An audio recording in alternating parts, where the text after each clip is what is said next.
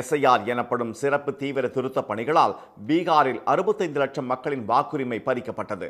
இந்த நடைமுறையை அடுத்த ஆண்டு சட்டப்பேரவை தேர்தல் நடக்கவுள்ள தமிழ்நாடு, புதுச்சேரி, கேரளா, மேற்கு வங்கம் உள்ளிட்ட 12 மாநிலங்களிலும் யூனியன் பிரதேசங்களிலும் செயல்படுத்த முடிவு செய்த தேர்தல் ஆணையம் அதற்கான பணிகளை செய்து வருகிறது. தமிழ்நாட்டில் கடந்த 4ஆம் தேதி சிறப்பு தீவிர திருத்த பணிகள் தொடங்கின.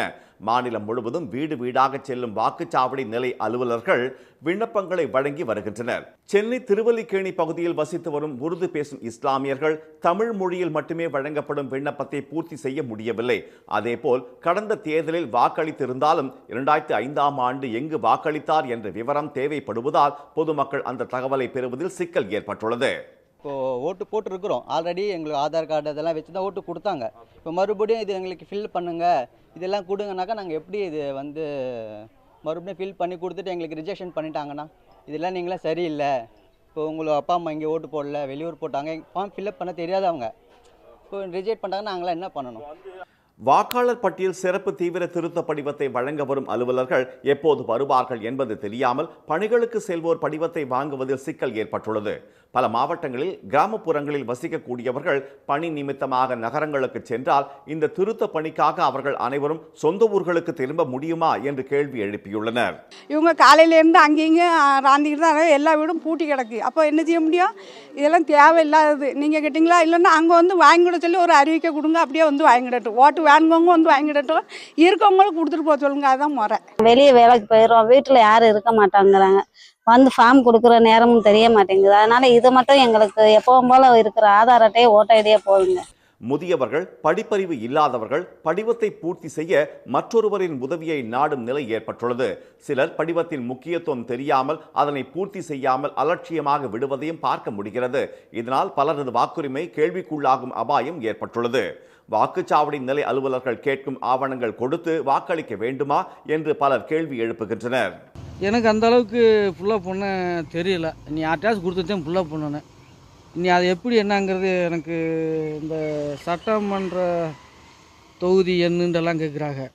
நமக்கு அது அவங்க சொல்லி கொடுத்துருந்தாங்கன்னா நம்ம அதை செஞ்சுருக்கலாம். பாக்கி ஒரு சில இது நமக்கு தெரியும், தந்தையின் பெயர் இந்த மாதிரிங்கிறத நம்ம இப்போ எழுதிடலாம். சப்போஸ் எழுதும்போது எதாவது ஒரு மிஸ்டேக் ஆகி போச்சு அப்படின்னா இவங்க என்ன சமைப்பாங்களா இல்லை அவங்க எதுவும் எழுதிக்கிறாங்களான்னு எனக்கு தெரியலண்ணே. படிக்காத ஒரு பாமர மக்களுக்கு வெறும் ஃபார்மை கொடுத்துட்டு போய் 2 நாள் கரைச்சி எழுதிட்டீங்களா அப்படின்னு கேட்கும்போது அவங்க ஏதோ ஒன்று எழுதாமல் ஃபார்மை தொலைச்சி திரும்பவும் அந்த ஃபார்மை கொடுக்க மாட்டாங்களாம்ல. இதனால் வாக்குகள் நிறையா தமிழகத்தில் குறைக்கிறதுக்காக இதை ஏற்பாடு பண்ணுற மாதிரி எங்களுக்கு தெரியுது. எஸ்ஐஆர் பணிகளால் வாடகை வீடுகளில் வசிப்பவர்கள் பெரும் குழப்பத்திற்கு ஆளாகியுள்ளனர். குறிப்பாக வாக்காளர் அடையாள அட்டையில் இருக்கும் வீட்டின் முகவரியும் அலுவலர்கள் வழங்கும் படிவத்தில் இடம்பெற்றுள்ள முகவரியும் வெவ்வேறாக இருப்பதால் செய்வதறியாமல் அவர்கள் தவிப்புக்குள்ளாகியுள்ளனர். எங்கள் பொசிஷனில் நாங்கள் ஒரு இடத்துல இருக்கிறோம். சப்போஸ் வாடகை போயிடும், வாடகை வந்து அங்கே தான் நீங்கள் ஓட்டு ஸ்லிப் எழுதுக்கணும், நீங்கள் அந்த இடத்துல தான் நீங்கள் எங்கே தூங்கி எழுதுக்கிறதோ அந்த இடத்துல நாங்கள் ஓட்டு போட்டோம்னு நாங்கள் சொல்கிறாங்க. அது சாத்தியமா சொல்லுங்கள்? எங்களுக்கு சொந்த வீடு ஒன்று இருக்குது, நாங்கள் எங்களுக்கு இடம் பத்தலை, எங்கள் வசதி பற்றி நாங்கள் ஒரு வாடகை இருக்கிறோம். அங்கே அந்த அட்ரஸாக நீங்கள் போட்டு எழுதுன்னு சொல்லி நாங்கள் எப்படி எழுத முடியும்? ஒன்றுமே நம்மளால் பண்ண முடியல. அது எதனால் இந்த ஃபார்ம் தர நமக்கு வித்தியாசம். ஓட்டர் ஐடியில் ஒரு அட்ரஸ் இருக்குது, அவங்க கொடுத்ததில் ஒரு அட்ரஸ் இருக்குது. அந்த அட்ரஸ் பழைய அட்ரஸில் வரும்னு சொல்கிறாங்க. அந்த அட்ரஸை மாற்றணும்னு நம்ம போனாக்கா, அட்ரஸ் இப்போ போய் மாற்ற போனாக்கா ஓட்டர் ஐடி பேர் எடுத்துருவாங்க அப்படின்னு சொல்கிறாங்க. அப்படி இருக்கும்போது வெளியூரில் இருக்கிறவங்களாம் எப்படி அடுத்து ஓட்டு போட விடுவாங்க? பேர் எடுத்துட்டாங்கன்னு பயப்படுவாங்க. பயந்து நிறைய பேர் இப்போ என்ன பண்ணுறது தெரியாமல் பார்த்துட்டு இருக்கு. வாக்காளர் பட்டியல் சிறப்பு தீவிர திருத்த படிவங்களை வழங்க சம்பந்தப்பட்ட வாக்காளர்களை தேடி அலையும் அலுவலர்கள் ஒரு கட்டத்தில் பொது இடத்தில் முகாம் அமைத்து படிவங்களை வழங்கி செல்வதாகவும் புகார் எழுந்துள்ளது. அவங்க என்ன மேலதிகாரிகிட்ட கேட்டு கேட்டு கேட்டு கேட்டு அவங்க இது பண்ணுறாங்க. இன்னொன்று என்னன்னாக்கா அவங்கள சரியான முகவரியும் தெரிய மாட்டேங்குது. ஒரு வீடாக ஏறி இறங்குறாங்க, இல்லைனா ஒரு இடத்துல கேம்ப் மாதிரி வச்சு கொடுத்துட்ருக்காங்க. அது வாக்காளர் தான் வாங்குறாங்களா இல்லையாங்கிறதே ஒரு கேள்விக்குறியாக இருக்குது.